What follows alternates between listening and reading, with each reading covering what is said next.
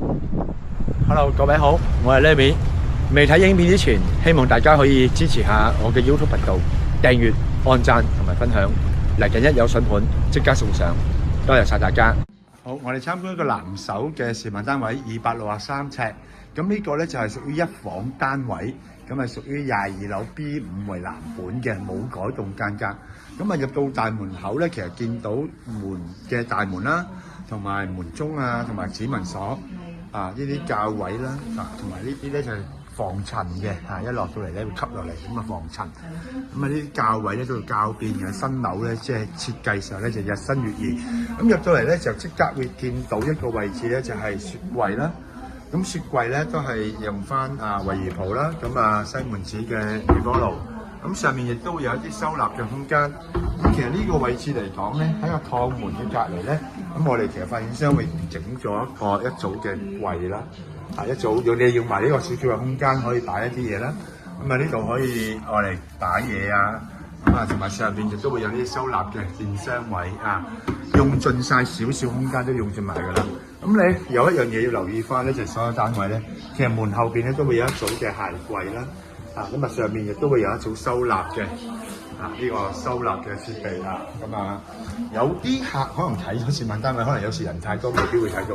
入門口有個鏡啦，跟住咧睇翻咧成日房間咧，佢用咗一個好特別嘅一個鋪排地磚嘅方法，一個斜紋，會感覺個廳咧會係闊大啲嘅。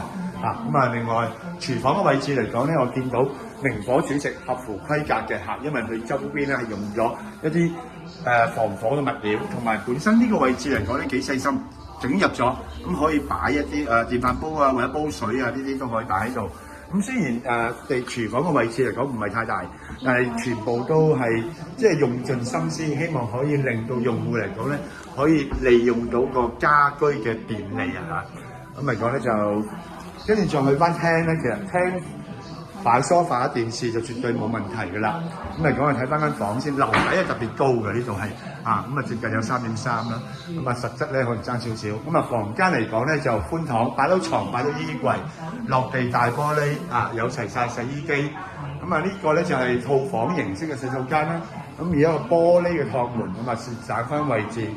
咁嚟講咧，如果推翻趟門咧，去翻洗手間入邊咧，大家見到咧，其實都係好配置顏色，同埋一啲叫做花灑呢啲潔具都係比較用心思去揾翻嚟配置咁呢啲咧全部都整齊晒，有收納嘅空間。馬桶上邊咧，其實都會有一個櫃咧，可以俾客戶咧收納。浴室寶咧都有齊晒㗎啦。呢邊嚟講咧，就仲會有一個櫃位呢度咧亦都可以擺紙巾啦，下邊可以櫃位。呢個咧趟門入邊咧都可以收納到好多嘢啦。跟住咧就睇翻個廳啦。有一個位置咧要同大家講嘅就係呢一個嘅發展商稱為有會呼吸嘅牆啊。因為呢個裝置嚟講咧就係無需用電嘅。呢度一拉開咧，出邊咧會有山風鮮風咧出嚟，即係出邊打風各樣嘢你閂晒之後唔想開冷氣，亦都可以開呢一個，出邊會有山風入嚟。跟住咧呢度咧就係工作平台加呢個露台，總共38尺。